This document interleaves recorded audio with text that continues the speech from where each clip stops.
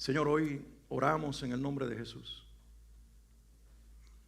Que la palabra que ahora tú tienes para nosotros, Señor, hable al corazón de todos los que estamos aquí. Queremos tener oídos para escuchar y un corazón que sea un depósito para guardar tu palabra. Queremos, Señor, tener un entendimiento abierto por el Espíritu Santo para no solamente comprender intelectualmente, sino entender en el Espíritu la revelación de tu palabra. Danos ambas cosas, la comprensión intelectual, pero principalmente el entendimiento espiritual. Padre, en el nombre de Jesús, yo te pido que ahora hables y que todo distractor, principalmente espiritual, que el enemigo quiera poner para robar la semilla de tu palabra del corazón de tus hijos, sea reprendido y atado ahora en el nombre de Jesús. Y te pido, Señor, en el nombre de Jesús, que la palabra sea derramada como semilla en terreno próspero y en terreno fértil, en los corazones de todos nosotros, inclusive quienes estén conectados a través de esa cámara o quienes vean durante la semana esta enseñanza, este mensaje, puedan ser edificados a través de la palabra del Espíritu. En el nombre de Jesús. Amén y amén. Proverbios 3, versículos 9 y 10 dice: honra al Señor con tus riquezas y con los primeros frutos de tus cosechas. Así estarán repletos tus graneros y rebosantes tus depósitos de vino. Este es el versículo que se vuelve central para la enseñanza de hoy. Estamos en una serie sobre finanzas. Estamos aprendiendo en este mes cómo tener finanzas saludables. Y hoy precisamente el Señor nos va a enseñar cómo la ofrenda y el diezmo son parte de una finanza familiar o personal saludable. Cómo sana nuestra vida financiera el que nosotros practiquemos el principio de la ofrenda y el principio del diezmo como algo que nosotros separemos siempre para Dios. Y quiero leer una vez más el proverbio, está en pantalla, pero ahora con ustedes, como un gran coro, que vamos a leer las palabras del Señor en este proverbio a través de Salomón, declarando esta verdad que yo creo que tiene que ser guardada en nuestro corazón. Lo leemos juntos. Honra al Señor con tus riquezas, vamos, y con los primeros frutos de tus cosechas. Así estarán repletos tus graneros y rebosantes tus depósitos de vino. Yo sé que, y me encanta en lo personal que haya una promesa al cierre del versículo. Pero yo quisiera que la ignoráramos por un momento y que solamente nos quedáramos con la primera parte del versículo y borra mentalmente, a ver si puedes hacerlo, que tu vista inclusive no mire la última parte del versículo y puedas decir: honra al Señor con tus riquezas y con los primeros frutos. Y nos quedemos allí. Y que vamos a decirlo muy personalmente: honraré al Señor con mis riquezas y con mis primeros frutos. ¿Y por qué pido no mirar la promesa? Para que no demos buscando promesas. Para que aprendamos a dar sin esperar nada a cambio. Que Él te va a dar y ahí está. Y yo lo voy a enfatizar hoy, amén. Pero quiero que se levante un pueblo que cuando entienda el principio de darle a Dios, nunca sea porque Él nos va a dar, siempre sea porque Él nos dio primero. Martín Lutero entendió esto muy bien y él dijo, esto es una frase clásica de Martín Lutero que les quiero hoy compartir. Él dijo: todo cristiano necesita dos conversiones, una para el alma y la otra para el bolsillo. Yo recuerdo un hermano que bauticé hace algunos años que después que salió del agua asustado me dijo: pastor, la billetera la tenía dentro. Y dije: amén, hermano, algo ha ocurrido simultáneamente. Porque es lo que enseñaba Lutero desde hace siglos atrás, siglo XVI. El cristiano necesita dos conversiones, la primera del alma y luego la del bolsillo. ¿Por qué razón? Porque el dinero es un dios, es un ídolo. Se llama Mamón, así se conoce inclusive en los nombres de la idolatría que existen, que se adora a través del tiempo. Tenía un nombre en toda esa, digamos, estela de dioses que la gente adoraba. Él tenía un nombre, el dinero, y sigue, aunque tú no le des ese nombre y aunque tú no lo mires como un ídolo, el dinero es un ídolo que controla el corazón de la gente. Y sabes, Hay una realidad en el pueblo de Dios hoy y es esta: hay mucha gente enferma del corazón. Esto es algo que podemos estudiar. Hoy estamos en la era de la información, ustedes pueden corroborar lo que yo estoy diciendo. Pero tanto dentro de la iglesia como fuera de la iglesia, las enfermedades cardiovasculares están en aumento. Y esto es algo que el Señor ponía en mi corazón. Muchas de las enfermedades relacionadas con lo emocional e inclusive lo cardiovascular tienen que ver con la codicia y la ansiedad por el dinero que se ha generado en la sociedad moderna y que se metió dentro de la iglesia. Y cuando nosotros somos libres de un espíritu de codicia, de una codicia como una tentación que el diablo puso, y la ansiedad por lo financiero, y podemos aprender a vivir en paz en esa área, viene salud a nuestra vida, no solamente al bolsillo, también al alma. Y después al órgano que se llama corazón. Entonces, integralmente, nosotros vamos a ser sanados. Amén. ¿Cuántos de ustedes seguramente han escuchado muchos, y yo lo voy a mencionar hoy, el nombre de John Wesley, o Juan Wesley, como se le dice, conoce en español? John Wesley es el fundador del metodismo. No fue intencional, fue algo que surgió. La iglesia metodista, lamentablemente muy dañada hoy en los Estados Unidos, pero en Europa, en el siglo XVIII, XVII, realmente creo que fue, cuando los Wesley son levantados, ellos generan un movimiento espiritual después de haber sido influenciados por los puritanos en un barco en camino a los Estados Unidos. Regresan a Inglaterra, dos hermanos, Charles y John Wesley, y uno con su música, el primero que mencioné, y su hermano John con la predicación, trajeron un avivamiento espiritual en la nación inglesa, en el Reino Unido en realidad, que se extendió a América y a todo el continente. De hecho, se les atribuye a ellos haber detenido el proceso de la Revolución Francesa en Inglaterra. Hubo tanta repercusión social del evangelio predicado por los Wesley que inclusive lo que estaba ocurriendo en Francia, que iba a repercutir en Inglaterra, no sucedió, porque el evangelio que esta gente estaba predicando estaba afectando positivamente a la sociedad, librándola de la tragedia de la Revolución Francesa. Tragedia en el sentido de que hubo mucho derramamiento de sangre y mucho odio de unos contra otros. En Inglaterra no sucedió, y podemos decir gracias a Dios por levantar a John Wesley con una prédica que levantaba la vida, inclusive no solamente espiritual, sino también social de una nación. Ese es el poder del evangelio, que lo que ocurre en el espíritu tiene repercusión inclusive en lo natural y en lo social. Ahora, muy poco sabemos que John Wesley llegó a tener una fortuna de 50 millones, hoy aproximadamente en términos modernos, 50 millones de dólares. ¿Por qué? Porque sus escritos, lo que él escribía, se comercializaba. Y llegó a tener aproximadamente una fortuna de 50 millones de dólares. Sin embargo, ¿saben qué conservaba al morir? 2 cucharas de plata y un abrigo para el frío cuando caminaba o cuando iba a caballo y recorría los campos y ciudades para predicar el evangelio. Lo único que dejó como herencia, no tuvo hijos. Yo entiendo que él se casó con una mujer que era ya viuda, tenía 4 hijos, y que cuando vio el ritmo de vida del predicador le dijo: ¿sabes qué? No puedo vivir a tu lado, y lo dejó, y él se consagró para el evangelio por el resto de su vida. Yo entiendo que alguien que no tiene hijos no tiene tanta responsabilidad de heredar a sus hijos, y por lo tanto se lo heredó al reino de Dios. Pero es un ejemplo de alguien que mantuvo un principio de salud financiera. De hecho, no es el tema, no voy a hablar de él, pero me gusta mucho leer cómo pensaban con respecto a temas importantes los hombres de la antigüedad, porque hoy como que se ha corrompido el asunto. Pero cuando tú piensas en un John Wesley con respecto a las finanzas, él enseñaba 3 cosas. Y tú lo puedes anotar. Esto es un extra que no está en mis notas, pero que te puede cambiar la vida. Él decía: gana todo lo que puedes. A una sociedad que demonizaba el dinero, le enseñó a ganar todo lo que podía. Gana todo lo que puedes, ahorra todo lo que puedes y da todo lo que puedas. ¿Escuchaste el orden? Gana todo lo que puedas, ahorra todo lo que puedes y da todo lo que puedas. Él no dijo da todo lo que tienes, pero sí da todo lo que puedes. Entonces, gana todo lo que puedes para poder ahorrar todo lo que puedas, para dar todo lo que puedas. Deberían ustedes decir amén. Porque el final enriquece el principio y nos libra de la ansiedad y del afán de producir por el solo hecho de realización personal. Nos lleva entonces a un propósito de reino que es muy importante y que yo creo que tiene que ver mucho con las finanzas en la mentalidad de los que somos parte de un reino diferente, el reino de Cristo. Amén. Pero vamos al versículo que hoy es base para esta enseñanza. Hay algunas frases importantes al comienzo de ese versículo, inclusive al final también, pero principalmente al comienzo. Yo quiero enfatizarlas hoy. La primera es honra.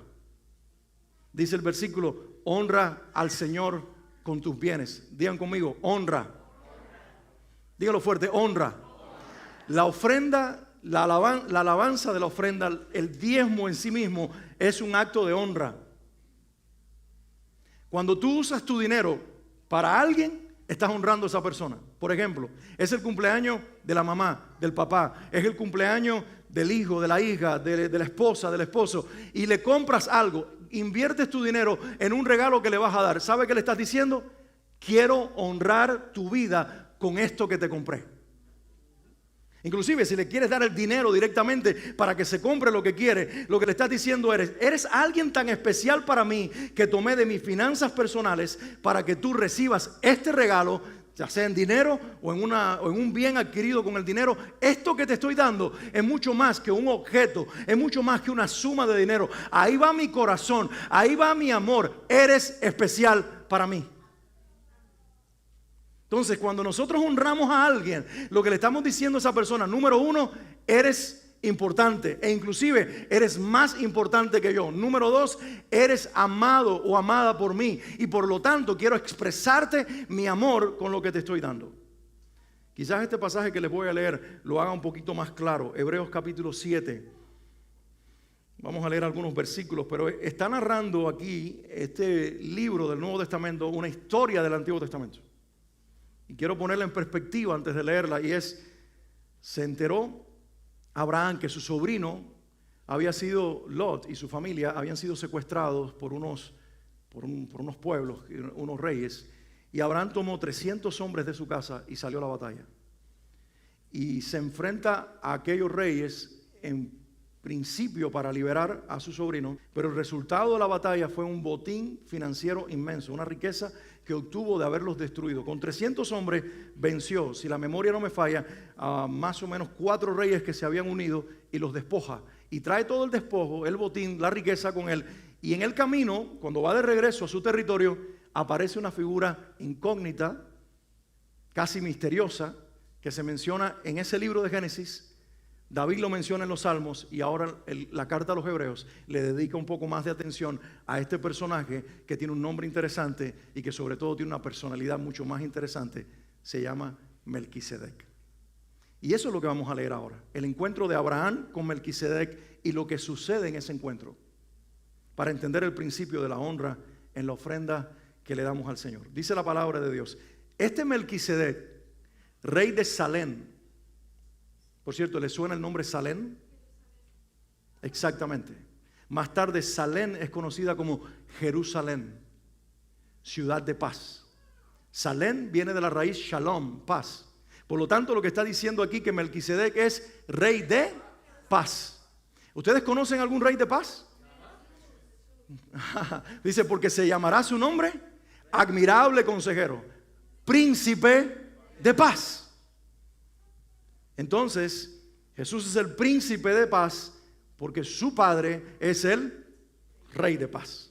Este Melquisedec, rey de Salem, sacerdote del Dios Altísimo, dice la palabra. ¿Quién es el Dios Altísimo? Yahweh Elohim. ¿Es el padre de quién? De Jesús, el Señor, de Yeshua, como dijo Hamashiach, de Jesús, el Mesías. Entonces, este Melquisedec, rey de Salem, sacerdote del Dios Altísimo, salió al encuentro de Abraham, que regresaba de derrotar a los reyes. ¿Y qué hizo Melquisedec? Di conmigo, lo bendijo. Ok, voy a preguntarte, ¿Abraham le dio algo a Melquisedec para que Melquisedec lo bendijera? Exactamente, no tengan miedo. Lo que están diciendo es lo que dice el texto. No, digan conmigo, no. Voy a preguntarlo una vez más. ¿Le dio algo a Abraham a Melquisedec para que Melquisedec lo bendijera? Di conmigo, absolutamente no. No le dio nada. Entonces dice que se encontraron y Melquisedec bendijo a Abraham. ¿Ok? Abraham a su vez le dio la 10ª parte de todo. Y aquí aparece el diezmo por primera vez en la Biblia. No fue Moisés el que lo instauró, fue Abraham. Entonces surge otra pregunta: ¿Abraham vivió bajo la ley o fuera de la ley? Abraham vivió antes de la ley. Abraham no vivió en la ley de Moisés porque Moisés fue un descendiente de Abraham. Es decir, Moisés viene siglos después de Abraham porque proviene de Abraham. Entonces Abraham no vivía sujeto a la ley mosaica, vivía sujeto a la ley de la gracia y de la fe. Porque dice de él la Biblia y de nosotros en él que el justo por la fe vivirá. Por lo tanto, Abraham al pagar el diezmo no lo convierte en un acto de ley, sino un acto de fe. ¿Alguien puede entender lo que estoy diciendo? Entonces, ¿quién bendijo primero? Melquisedec a Abraham. ¿Quién dio después? Abraham a Melquisedec. Ok. El nombre Melquisedec, dice la Biblia, significa, y aquí empieza entonces a describirse, por medio de estas descripciones, a decirnos quién es este personaje incógnito.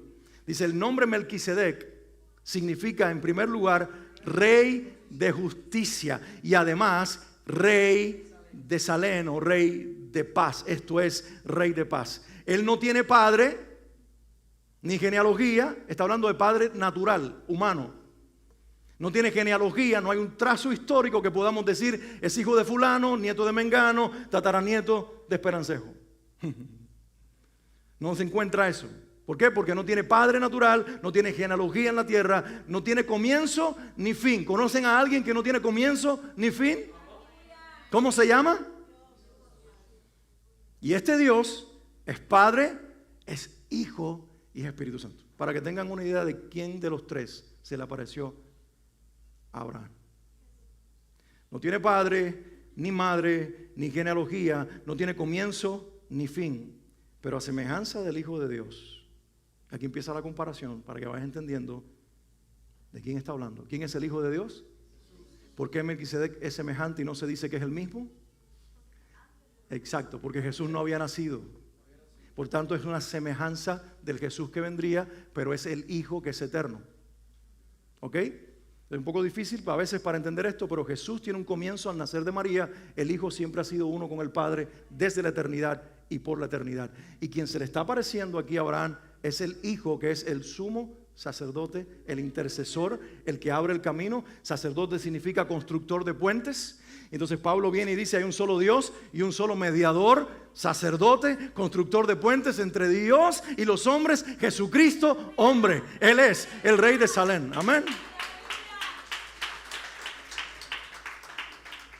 Entonces dice la Biblia: considera la grandeza de ese hombre, a quien nada menos que el patriarca Abraham dio la 10ª parte del botín. Ustedes saben que para los cristianos, los musulmanes y los judíos, Abraham es el patriarca, ¿verdad? Entonces están disputando los cristianos históricos, los musulmanes y los judíos, quién es. Y ahora en la nueva ley que se hizo del acuerdo de Abraham, no sé si ustedes lo escucharon, pero se levantó un templo en uno de los Emiratos que es el templo de Abraham o la casa de Abraham, el templo abrámico se conoce, donde hay en un lado un templo musulmán, en el medio un templo católico y en la otra esquina un templo judío, y ya está el lugar de adoración preparado para el anticristo. Por eso nosotros no llamamos a Abraham padre, nosotros llamamos a Dios Padre. ¿Okay? Porque los hombres usan a Abraham para crear falsas religiones. El nombre de Dios solamente exalta el de su Hijo Jesucristo. Consideren la grandeza de este hombre, a quien nada menos que el patriarca Abraham dio la 10ª parte del botín. Entonces nos enseña un principio, que cuando Abraham se conecta o conoce o se encuentra con este hombre, entiende Abraham que este hombre, Melquisedec, es más grande que él y que uno siempre al superior le entrega parte de lo que ha recibido. ¿Ok? ¿Entienden cuál es el principio del diezmo? ¿Ok? ¿Quién bendijo primero? Melquisedec a Abraham. ¿Abraham hizo algo para que Melquisedec lo bendijera? Di conmigo, no. No, di conmigo fuerte, no, porque ahí hay algo que quiero que tú te lleves hoy. No tuvo necesidad que Abraham de hacer nada para que Melquisedec, que es una preencarnación de Cristo, que es una aparición o una teofanía de Cristo, para decirlo claramente, se le aparece a él en calidad de sacerdote y de rey. Por eso en la Biblia se nos presenta un único rey eterno y un sacerdote eterno, Jesucristo. ¿Okay? Entonces se le aparece, y cuando se le aparece, lo bendice, lo bendijo. Le digo, bendito seas Abraham, siervo del Dios Altísimo. Bendito serán tus generaciones. Y todavía no las tenía. Bendito serás tú y tu casa. Bendito el que te bendiga. Y empieza a bendecirlo. Todo lo que sabemos que Dios le dijo a Abraham. A Melquisedec se lo declara. Es lo que está diciendo ahí. La bendición ahí es hablada. El poder de la palabra de Dios es inmenso. Cuando Él habla sobre tu vida, hay cumplimiento. ¿Alguien puede decir amén? Entonces Abraham es bendecido por Melquisedec sin que Abraham hiciera nada. Pero la respuesta de Abraham es: te doy. Y ahí lo está honrando. ¿Puede decir amén? Dice: Melquisedec no era descendiente de Leví, sin embargo recibió los diezmos de Abraham. Bendijo al que tenía las promesas. Es indiscutible que la persona que bendice es superior a la que recibe la bendición. Entonces, ¿qué dice el proverbio con el que comenzamos? Proverbios 3, versículo 9, la primera parte dice: honra al Señor. La versión del 60 dice: honra al Señor con tus bienes. Esta versión PDT dice riquezas. Y puede confundir a algunos que dicen: yo no soy rico. No sé cómo todavía viviendo en este país decimos que no somos ricos, pero bueno, ese es otro tema. Honra al Señor con tus bienes, con todo lo que tienes, lo que ganaste en el trabajo, lo que tienes en casa, con lo que puedas honrar al Señor. Hónralo con todos tus bienes, con los primeros frutos de tus cosechas. Di conmigo: honra. Y ya dijimos que la honra es una expresión de amor y es una expresión de respeto a alguien que es superior a nosotros. Alguien muy importante para nosotros, pero en el caso de Dios, alguien que es superior a nosotros. Ahora, ¿por qué estaba haciendo tanto énfasis en quién bendijo primero y quién dio después? Porque hoy se enseña un principio equivocado, que tú vas a recibir bendición de Dios cuando tú le des a Dios. Y aunque en parte eso es verdad, y Proverbios 3 lo dice, lo que realmente la Biblia está enseñando y este pasaje de Hebreos nos está diciendo es que siempre Dios da primero. Por eso dice Juan, cuando habla del amor, dice: nosotros lo amamos a Él. ¿Por qué razón? Porque Él nos amó primero. Entonces, cuando tú amas a Dios con tus finanzas, con tu diezmo y con tu ofrenda, le estás dando una respuesta de amor a alguien que te amó primero. Porque la Biblia dice que Jesús fue lo primero que entregó el Padre para que tú tengas salvación. Es decir, que el diezmo lo dio primero Dios. No sé si tú lo habías entendido. Pero Dios no diezmó con dinero, Dios diezmó con un hijo. Cuando dio lo primero, no solamente lo único, dio lo primero, Jesucristo, para que tú y yo ahora le sigamos y tengamos salvación. El Padre siempre da primero y da mejor. Por lo tanto, yo nunca voy a darle a Dios para que me bendiga. Siempre le voy a dar a Dios porque Él ya me bendijo. Y la honra es una respuesta de gratitud a un Dios que bendice sin razón. No, deberías darle amor a Dios y decirle: Señor, te amo. Señor, te amo. Un día tuve un diálogo con el Señor y quizás ustedes se identifiquen con este diálogo y de momento se sientan comprendidos. Y yo le dije al Señor: sabes, Padre, en las próximas semanas voy a tener muchos compromisos financieros, no te voy a poder dar la ofrenda. No sé si alguno de ustedes ha orado así con el Señor. Seamos sinceros, no miren para el lado. ¿Sabes, Señor? No te pongas bravo conmigo. Yo te prometo que después me voy a poner al día y voy a dar doble lo que ahora no puedo dar. Y tuve ese negocio con Dios. Salgo de mi tiempo de oración y de momento siento una tristeza muy grande, pero muy, muy grande. Y junto con la tristeza viene un miedo impresionante. Y este fue el pensamiento que se apoderó cuando apareció el miedo: Dios me va a maldecir. Escucha esto. Y cuando yo pensé eso, inmediatamente el dolor y la tristeza aumentó dentro de mí. Y entonces entendí que no era mi dolor, ni era mi tristeza. Era que dice la Biblia que hay momentos que nosotros contristamos al Espíritu Santo. Nosotros entristecemos al Espíritu Santo. Entonces volví a mi lugar de oración y le dije: Señor, explícame qué pasó aquí. Y les voy a decir lo que el Espíritu Santo me dijo: Alex, cuando lo único que te frena para dejar de ofrendar es el miedo, me duele. No sé si lo estoy diciendo correctamente, pero lo que me estaba diciendo el Señor es esto: sentiste miedo porque en tu corazón hay un prejuicio que si tú no das, yo te maldigo. Y en realidad me duele en el corazón que lo primero que te motive a dar sea el miedo y no el amor. Preferiría que hubiera seguido con el negocio creyendo que los cielos están abiertos para ti, aunque no es correcto, a que luego te refrenaras e intentaras darme para contener la maldición y no ser maldecido, porque todo se trata de ti. Me estás dando por amor a ti. Y cuando yo entendí eso, yo me puse de rodillas y le dije: Señor, perdóname, porque soy un gran egoísta, que aún los actos de adoración tienen que ver conmigo.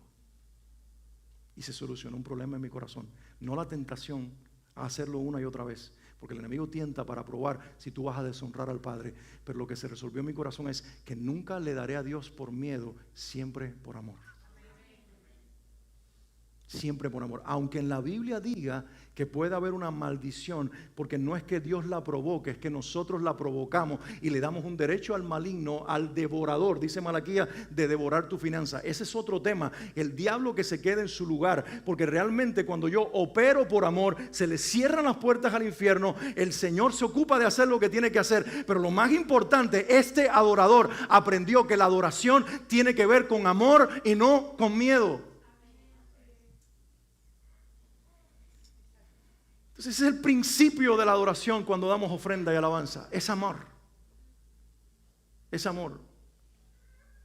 Cuando los cumpleaños de nuestros hijos se acercan, cumpleaños de Marina que está cerca, se acerca, el cumpleaños de Suanli está cerca, el mío está cerca, las preguntas no faltan. ¿Qué te gustaría recibir?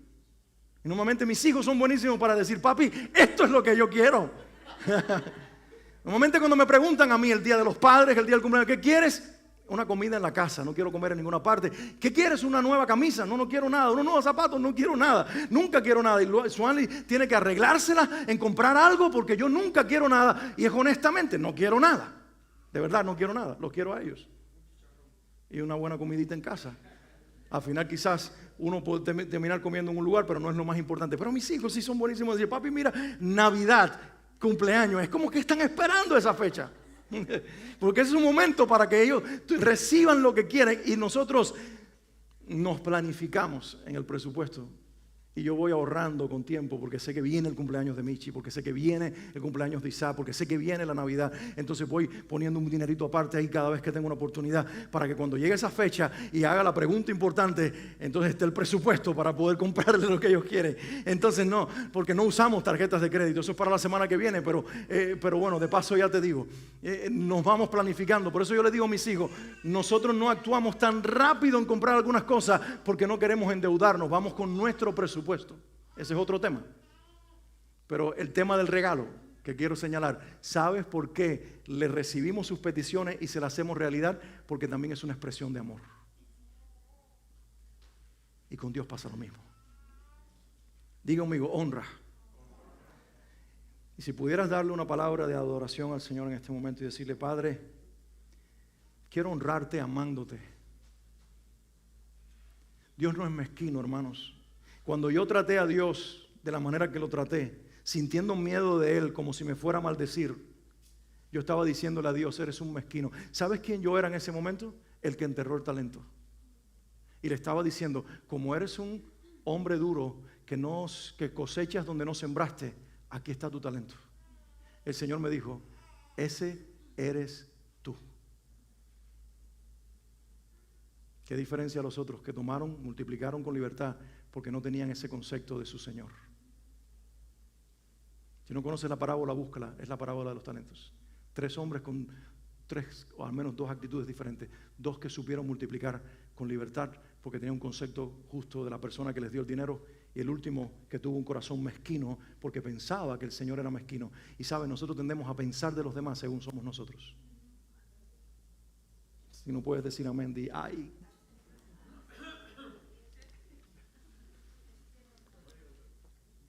El segundo principio de Proverbios 3, el primero es honra. No sé si habré dicho lo suficiente, pero al menos lo que Dios me dijo que te dijera. El segundo principio es que lo adoremos con los primeros frutos. Honra al Señor con todos tus bienes y con lo primero. Dice la segunda parte del versículo. Di conmigo: con lo primero. Dilo fuerte. Escuché a Katy, a Juni, 2, 3 personas. El resto se quedó calladito. Di conmigo, con lo primero. Di fuerte, lo primero. Lo primero es para ti, Señor. Uy, dilo fuerte, dilo. Lo primero es para ti, Señor. El primer pensamiento en la mañana, antes de poner los pies en la alfombra o en el piso frío de la habitación, el primer pensamiento es para ti. El primer minuto es para ti. La primera media hora es para ti. La primera hora que sea para ti. El tiempo que tú dispongas de dedicarle al Señor. Padre, lo primero es para ti. Primer tiempo. El primer día de la semana es para ti. Por eso si esta mañana estabas tú en cualquier otra cosa, no, déjalo todo atrás y di primero es para Dios. Primicia, primero. Porque Él puso lo primero, Jesucristo, para que yo venga después. Lo pondré a Él primero para que todo lo demás lo siga a Él. Alguien diga amén. Honra al Señor con tus riquezas, honra al Señor con tus bienes y con los primeros frutos de tus cosechas. En el tiempo del Antiguo Testamento era una cultura, por lo tanto lo que ellos hacían era cosechar. Y lo que ellos daban, ahí está en el Génesis 4, el gran pecado de Caín, es que no entendió el principio de la primicia y del sacrificio. Y por lo tanto viene con cualquier cosa y se la tira a Dios delante. Y realmente viene su hermano que no solamente trae un cordero de sacrificio, sino lo mejor de sus corderos y recibe atención agradable de parte de Dios. Pero luego en el Antiguo Testamento vemos que Dios demanda de su pueblo la primera cosecha para Dios. ¿Y cómo para Dios? ¿Dios se iba a comer la zanahoria de Israel? ¿Cómo es eso? ¿Dios se iba a comer lo que le están dando? Bueno, en ocasiones sí. Él bajó a la casa del padre de Gedeón y cuando le ofreció el sacrificio lo quemó y lo consumió. Y le probó así que era Dios. Y vino con Abraham y se sentó con 3 ángeles más que iban, o 2 ángeles que iban de camino a destruir Sodoma y comieron con Abraham. Para que sepas que Dios come pan. Y Dios toma de tu agua y Dios come de tu comida. Dios lo puede hacer. No es que no lo pueda hacer. Simplemente que Él vive en una realidad diferente y no anda mendigando nuestro pan. Sin embargo, quería lo primero. Ellos lo traían al tabernáculo, lo guardaban en unas habitaciones. Los sacerdotes molían la harina, hacían la masa para el pan que ponían en la mesa de la proposición y se lo ofrecían al Señor. Y eso ocurría todos los días. Preparaban un aceite que se ponía en una lámpara, un ungüento especial que todos los días hacía arder una lámpara y todos los días se sustituía por uno nuevo en ofrenda para Dios. Y así hay muchas ofrendas que tienen que ver con los productos de la tierra. Se sacrificaban los corderos en el día de Yom Kippur, día de la expiación. Y también la gente traía sus palomas y sus animales como ofrenda de expiación por sus pecados. En fin, Dios enseñó al pueblo el poder de la ofrenda y sobre todo el poder de la primicia. Di conmigo, la primicia. Primicia significa lo primero. Por eso dice la Biblia que Jesucristo es la primicia de la resurrección. Jesucristo es el primero de la resurrección. Dios te pide tus primicias porque Él dio su primicia para que tú tengas hoy la promesa de la resurrección.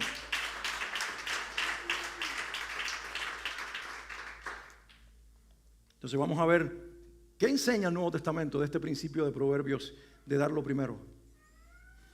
Para que vean la correlación de que la Biblia es uno solo, una palabra de Dios. Algunos dicen, yo soy del Nuevo Testamento. Bueno, yo soy de toda la Biblia porque Jesucristo se me revela a lo largo de toda la Biblia y es la palabra de Dios en toda la Escritura.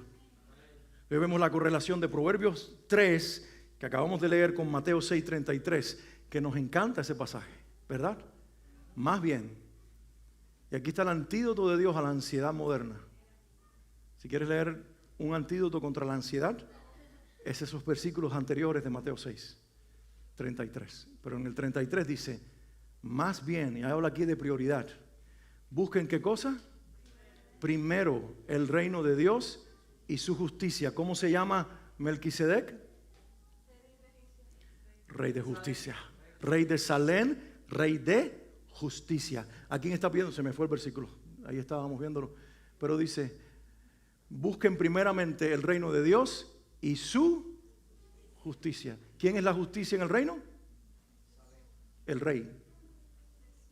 Él está diciendo, búsquenme a mí, el rey, primero. Y todas estas cosas le serán añadidas. El principio de la primicia, buscar, no solamente significa tener un corazón dispuesto a orar y alabar. Buscar es ofrecerle a ese Rey todo lo que Él nos está pidiendo. Ponerlo en primer lugar significa que Él va adelante en todo, en todo, en todo. En tu presupuesto también financiero, Él debe tener el primer lugar. Les hablo un poquito de mí porque es la referencia más cercana que tengo. Me imagino que muchos lo hagan. Pero cuando yo elaboro el presupuesto mensual, lo primero que yo separo es los diezmos semanales o los diezmos quincenales o los diezmos mensuales. He aprendido que lo primero es el dinero de Dios, luego la FPL, luego la renta, luego el carro, luego la comida, luego todo lo que nosotros le ponemos números. Los que han aprendido un poquito saben que al final tiene que quedar en cero. Todo tiene que tener una categoría, todo tiene que estar allí señalado como una finanza que tú vas a invertir, hasta el ahorro. Pero arribita, en lo número 1, he aprendido que tiene que aparecer lo que es de mi Dios y de su obra, de la iglesia que ama.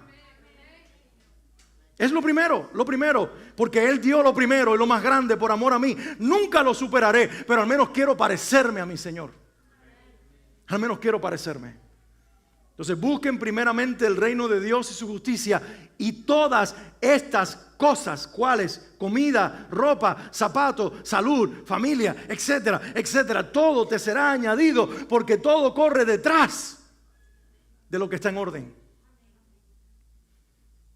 La sanidad financiera comienza cuando nosotros ponemos en orden nuestras finanzas. Y en las finanzas de los cristianos, esto no es para los incrédulos.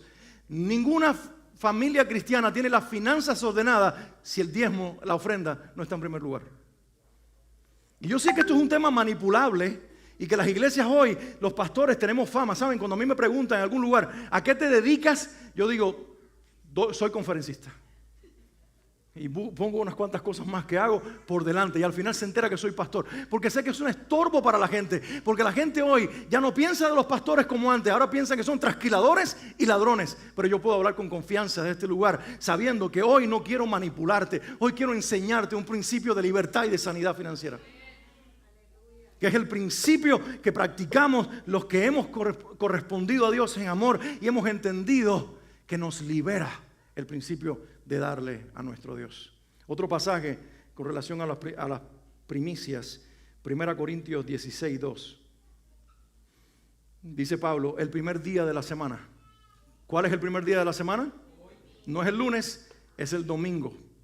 El primer día de la semana, cada uno de ustedes aparte y guarde algún dinero conforme a sus ingresos, para que no se tengan que hacer colectas cuando yo vaya. Pablo dice que cuando yo llegue, ya ustedes hayan separado, se hayan propuesto para el primer día de la semana o el primer día de la semana separar sus ofrendas, que las vamos a recolectar, pero que sea una disposición del corazón el primer día de la semana. Primero, lo primero. Digo conmigo, primero, dilo fuerte, primero, lo primero para dárselo al primero. Primero lo primero para dárselo a Él, que es el primero de nuestras vidas. Bendito sea el Señor. Hay libertad en esto. Y mis hermanos, lo último que quiero señalarles es esto. Lo primero fue honra. Y la honra, recuerden que es una expresión de amor, de gratitud y de fe. Si lo puedes poner en ese orden. Honra es amor, gratitud y fe para alguien que es superior a nosotros. Luego, primicias. Primero, que Él tenga la prioridad, que priorices en tu finanza el sanar tus finanzas con orden, y el orden comienza con Dios en primer lugar y con lo que Dios prioriza en primer lugar, que es su obra en la tierra. Pero lo tercero que quiero ponerle énfasis es a honrar al Señor con la actitud correcta. Di conmigo, actitud correcta. No importa, y yo lo vengo enseñando desde el principio, pero quiero enfatizarlo, no importa lo que demos si lo damos con el corazón equivocado. Lo importante es que lo demos con el corazón correcto. Y Jesús puso el ejemplo, que no lo tengo en mis notas, de aquella mujer que dio una simple moneda que valía menos que todas, pero dice, ella lo dio todo, dio más, porque dio todo lo que tenía. Y no se trata de lo que dio, sino cómo lo dio, de cómo se despojó para la gloria de su Dios. Por eso dice 2 Corintios 9, 7. Si tenemos el texto en pantalla mejor, así ustedes lo pueden ver y anotar ahí en sus notas. 2 Corintios 9, 7. Cada uno debe dar, ¿cómo? Según lo que haya decidido. ¿Dónde? No lo que decidió el pastor, porque yo no soy un rabino. Saben que los rabinos llaman a los judíos y les dice, acuérdate de tu ofrenda que voy por ella. Ese es en el judaísmo. Qué bueno que no tenemos un kippah ni este sábado y no estamos en una iglesia judía, porque ellos te llaman para que tú dejes el diezmo. Pero aquí no damos según lo que el pastor, ningún líder te diga. Aquí dice la Biblia, cada uno dé lo que haya decidido. ¿Dónde? En su corazón. Y dice, no de mala gana. ¿Ven la actitud? Porque tú dices, este dio y este dio. ¡Ah! No, dice el Señor, no.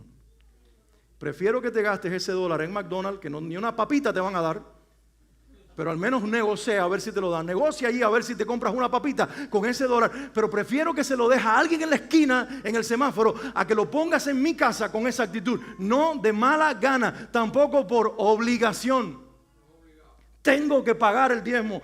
Porque la contadora, la tesorera, quien quiera que sea, va a revisar, no va a ver mi nombre y qué opinión va a tener de mí. No des para eso, hermano mío. ¿Sabe? Cuando el Señor nos movió a establecer esta iglesia, yo le dije a los hermanos en el liderazgo conmigo, no quiero mirar las finanzas, no quiero firmar los cheques, no quiero tener participación, porque no quiero dañar mi corazón, no quiero saber lo que tú das. Porque si yo voy a cuantificar mi ministración hacia ti en base a lo que tú das, tal vez no fuera a verte en un hospital, tal vez no estuviera en el mortuorio de un familiar, tal vez no te aconsejaría cuando tu matrimonio o tu familia está en problemas, porque comenzaría a medirte por lo que das. Líbreme Dios, que el ministerio no se le pone precio.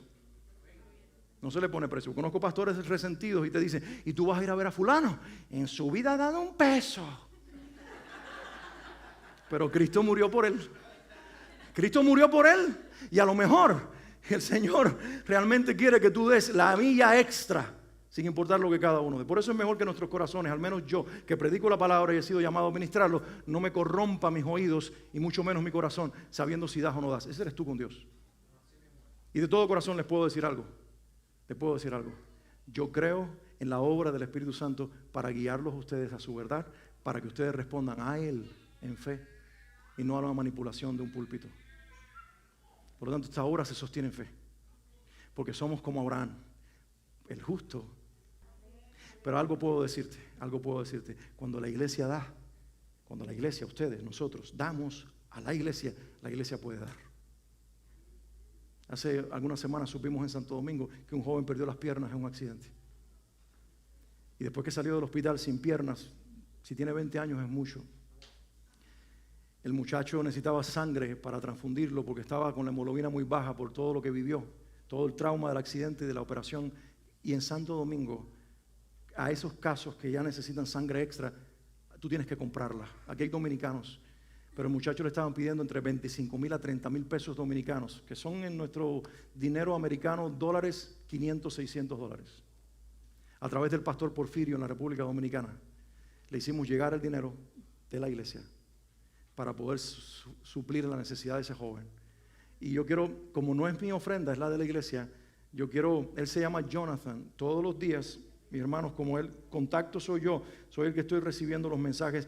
Todos los días, mi teléfono, mi WhatsApp está lleno de los mensajes de este jovencito diariamente, donde él me manda una promesa de la Biblia como su ofrenda a Dios y agradecimiento, porque dice Pablo, cuando ustedes le dan a los que están en necesidad, lo que se va a producir en ellos es una acción de gracias al Señor, alabando a Dios por causa de lo que ustedes han dado. Iglesia, hay alguien, un muchachito en una cama postrado, que quizás deberíamos ayudarlo un poquito más ahora con comida y otras cosas, y eso está en nuestro corazón, hay que hacerlo. Pero ese jovencito todos los días está diciéndole a Dios, enviándonos a nosotros, gracias, bendito sea el que da, en fin, todas las promesas de la Biblia. Hay un corazón agradecido por una iglesia que dio un poquito, que es 500 dólares para nosotros en Estados Unidos.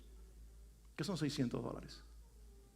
Dios bendice a su pueblo para bendecir a otros. Qué lindo es eso. Por eso dice la Biblia, no desde mala gana ni por obligación, porque a quien Dios ama, al que da con alegría. Yo tengo un pariente que invitábamos a la iglesia y él duraba en el culto hasta que llegaba la ofrenda. Cuando llegaba la ofrenda, él se levantaba y un día lo confrontamos y le dijimos, fulano, ¿por qué tú siempre te levantas en ese momento? Y él entonces tenía un fajo de billetes así, siempre andaba con mucho dinero y lo tomó aquí, se puso la mano aquí y dice, porque este es mi Dios. Y yo entendí cuál era su fortaleza que lo mantenía fuera, no de la iglesia, del cielo, y todavía está ahí. Y oro por su salvación. Mientras ese Dios siga siendo su Dios, su vida estará maldita. Y qué triste que hay gente dentro de la iglesia que confesó con sus labios a Jesucristo, pero su Dios es el dinero. Una pregunta para ir terminando. ¿De qué manera sana nuestras finanzas diezmar y ofrendar? Quiero que te preguntes eso. ¿Cómo diezmar y ofrendar sana mis finanzas? Lo primero que hace es que ahoga el espíritu de la codicia. Ahoga la codicia cuando Dios se convierte en prioridad en tu vida. Sabes, yo lo dije al principio, lo voy a reiterar, hay gente enferma del corazón, hay gente enferma de ansiedad emocional, hay gente enferma espiritualmente y en todas las áreas de la vida por un espíritu de codicia. Número 1, por temor a perder lo que tienen. Número 2, porque no creen que tienen lo suficiente y quieren más. Y Dios quiere darte todo lo que tú puedas alcanzar que esté en su propósito. Voy a abrir aquí un paréntesis para decir esto. No todos recibiremos lo mismo, financieramente hablando, pero todos recibiremos la cantidad que tiene que ver con el propósito que Dios tiene con nuestras vidas. Dios le entregó a John Wesley $50 millones. Le entregó a Charles Spurgeon en sus escritos alrededor de $70 millones o libras esterlinas. Pero estos hombres recibieron ese dinero y lo consagraron para Dios. Charles Spurgeon le dejó a su viuda al morir cuando él tenía 58 años y murió 2,000 libras esterlinas de una fortuna de 70 millones. Porque recibió de acuerdo a su propósito. Construyó ambos. John Wesley, siglos de diferencia, pero construyeron orfanatos para los niños, escuelas para los pobres, casas, y dicen sus biógrafos, y no creas que Spurgeon vivía como un miserable. Vivía en las afueras de Londres, en una linda casa que cuando la vio él dijo, ¿por qué tengo que vivir ahí? Y el médico le dijo, por tu salud. Y ahí vivía, y dice, nunca tomó título de propiedad de la casa, siempre fue de la iglesia, pero él realmente vivía en ese lugar, comía muy bien, viajaba muy bien, porque él estaba diciendo él podía disfrutar de todas las cosas. Pero 70 millones de sus finanzas que él adquirió por sus escritos personales, al final solamente le dejó 2,000 libras esterlinas a su esposo. Todo estaba invertido en el reino. Y no quiero decirte qué es lo que tú tengas que hacer. Eso tiene que ver con el propósito de Dios. Pero tú tienes que pensar, ¿para qué quiero lo que quiero? ¿Para qué quiero lo que quiero? Y yo realmente he llegado a una conclusión. Señor, si algo tú das extra a lo que tengo hoy, que no se pierda mi corazón enfocado en mí y que pueda entender la prioridad que está en tu corazón en relación a tu reino. Entonces, número 1, ofrenda y diezmo ahoga la codicia y te da una perspectiva de lo que Dios quiere que tú seas financieramente hablando. Libertad, sanidad para el corazón, para las emociones, para el cuerpo y también para, eso me salió bien cubano, el cuerpo, y también para el alma. De vez en cuando se me despierta el cubano y el cuerpo. Okay. En segundo lugar, Dios nos bendice, hermanos. No hay nada más cierto que esto. No hay nada más cierto. Yo lo dije al principio, no des para que Dios te bendiga, pero ahí está en el proverbio. Lo voy a leer una vez más. Dice, honra al Señor con tus bienes, con los primeros frutos de tus cosechas, y así que sucederá. Estarán repletos tus graneros y rebosantes tus depósitos de vino. Alguien diga amén. Dios bendice. Dios hace milagros. Dave Ramsey es un experto en finanzas y en un libro que él tiene, aparte es cristiano, que se llama Money Makeover. ¿Cómo sería la traducción en español? No, Money Makeover es como... no sé. Bueno, no lo podemos traducir ahora, pero se llama Money Makeover, ¿ok? En inglés. Y en ese libro él dice, pareciera que cuando tú ordenas tus finanzas en relación al orden que Dios dio a las finanzas, Él hace que todo el universo se ordene y se ponga a disposición tuya para bendecirte en esa área para que puedas cumplir sus propósitos. Este mismo hombre dice, he sido millonario 2 veces. Una con créditos y fui a bancarrota, y la otra con los principios de Dios, y realmente he visto que lo segundo funciona más que lo primero.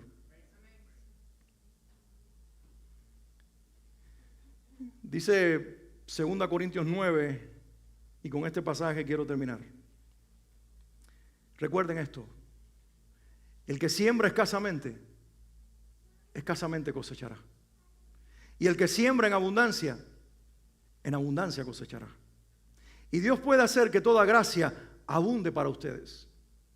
De manera que siempre, en toda circunstancia, tengan todo lo necesario y toda buena obra abunde en ustedes. ¿Alguien puede decir amén? No solamente que tengas lo necesario, sino que toda buena obra abunde en ustedes. Alguien reciba lo que el Señor está diciendo. El que le suple semilla al que siembra, también le suplirá pan para que coma. Mira qué bueno es Dios. Si tú tienes semilla para sembrar, Él tendrá pan para que tú comas. Si tú das de lo que tienes, Él te dará a ti y cubrirá tus necesidades. El que suple semilla al que siembra, también suplirá pan para el que coma. Aumentará los cultivos y hará que ustedes produzcan una abundante cosecha. ¿De quién? ¿O de qué? De justicia. Y ustedes serán enriquecidos no solamente en lo financiero, serán enriquecidos en todo sentido para que en toda ocasión puedan ser ¿qué?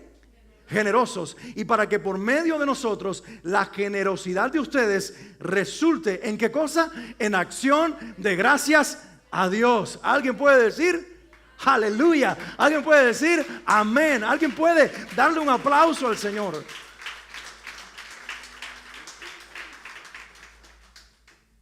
Cierro con esto. Dar a Dios, o lo que es lo mismo, dar a la obra de Dios, a la obra que Dios ama, sana nuestras finanzas, hermanos. Porque nos permite purificar el corazón. Lo primero que Dios tiene que ver con las finanzas no tienen que ver con el banco, la billetera o nuestra chequera. Las finanzas tienen que ver con el corazón. Y lo primero que Dios quiere sanar es el corazón. Dar a Dios, o lo que es lo mismo, dar a la obra de Dios sana nuestra finanza porque nos permite purificar el corazón en ese sentido financiero. Nos quita la ansiedad de creer que somos responsables 100% de producir nosotros las riquezas y nos da sentimientos y propósitos puros en relación al dinero. Y yo quiero eso. No sé ustedes, pero yo quiero eso. Y he aprendido a vivir. Dios me ha enseñado en los últimos años a vivir en la tranquilidad de no perder la cabeza por lo que aparentemente no tengo, porque no lo necesito ahora, lo tendré cuando sea necesario. Porque Él está al control de nuestra vida financiera. Si nosotros nos ponemos bajo su mano y lo honramos en todo y lo amamos a Él, Él se va a ocupar siempre de amarnos primero y de amarnos siempre, porque nadie supera a Dios en el arte de amar. Él para nosotros es mucho más que Dios. Él es Padre. Amén. Y cuando tú entiendes eso, te liberas de la ansiedad. Haces lo que tienes que hacer, te levantas temprano, trabajas, eres una persona responsable porque Dios no alimenta vagos. El que no trabaje, que no coma, también está en la Biblia. Pero, aunque haces todo lo que tienes que hacer, vives tranquilo porque Dios cuida de ti, Dios cuida de tu casa, Dios cuida de tus hijos, Dios cuida de tu descendencia. Y mientras lo hace, Él va produciendo dentro de ti sentimientos puros y propósitos puros que tienen que ver con el propósito de Dios para usarte financieramente, para bendecir a alguien más fuera de tu casa y de tu descendencia. Amén. Y algunos dicen, ¿por qué no recoges la ofrenda ahora? Porque ya la dimos. Y porque no tiene que ver con manipular, tiene que ver con el corazón. Tiene que ver con nosotros. Mi propósito, y Dios lo sabe, y el de Dios en mi corazón, no es que aumenten las ofrendas de la iglesia a partir de ahora. No. Es que aumenten los corazones de los adoradores. La gente que entienda que con todo y en todo amamos a Dios. Y que aumenten los hijos que no viven por miedo. Porque no sé por qué razón Dios me hizo contar este testimonio. Porque puede ser que alguno esté dando en la iglesia por miedo y Dios no quiere tu miedo, Dios quiere tu adoración. Y Dios quiere tu amor. Y qué libertad hay en dar por amor. No solamente te libera, sino también te satisface. Porque estás haciendo aquello para lo cual fuiste creado. Amar a Dios. Adorar es amar. Quiero que te pongas de pie un momentito.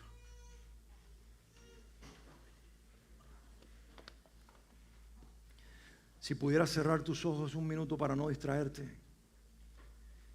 y dejar que esta palabra sea procesada en tu corazón y dejar que el Espíritu Santo hable a tu vida en este momento.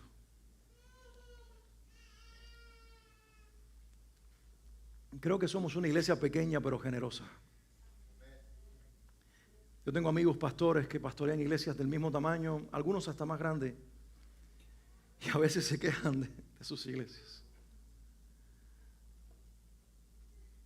Y realmente yo tengo que darle gracias a Dios por el corazón de muchos de ustedes. Pero aún así Dios nos pregunta, no cuánto estás dando, sino por qué lo estás haciendo. Porque recuerda, Dios no quiere tu miedo, ni tu obligación, ni tu disgusto. Dios quiere tu gratitud, tu fe y tu amor. Diezmar, entregar el 10% de lo ganado en la semana, primero que todo, antes de rentas, gastos y aún gustos, es un acto de fe. En la matemática humana, 90 nunca será más que 100. Pero en la matemática de Dios cuenta cuando tú entiendes que 90 en lo espiritual sí es más que 100. Porque ese 10% que falta, se lo consagraste a Dios. Y si supiste consagrarlo primero, lo que viene después también. Y no serás irresponsable. No actuaremos por impulsos. No seremos tentados a que el dinero nos dé el valor que no nos puede dar. Ya lo tenemos en Cristo. No seremos motivados a la codicia y a la ansiedad financiera. Viviremos en paz. Por eso la pregunta del Señor es, no cuánto estás dando, sino cómo estás dando.